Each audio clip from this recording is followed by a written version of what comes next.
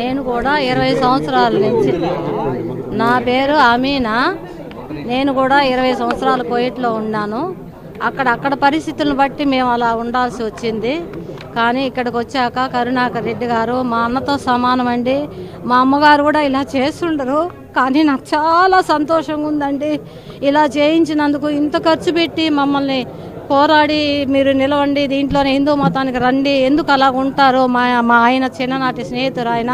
మా ఆయన నాకు చాలాసార్లు చెప్తారు, కరుణాకర్ రెడ్డి ఇలా మారమన్నారు, మారదామా అని. కానీ ఏదో సంకోచంగానే ఉండింది. కానీ ఇప్పుడు మనస్ఫూర్తిగా మేము మా అన్నదమ్ముడు చేయించినారు. మేము చల్లగా ఉండాలని మాకు దీవించినారు. అందువల్ల మేము హిందూ మతంగా మారినాం.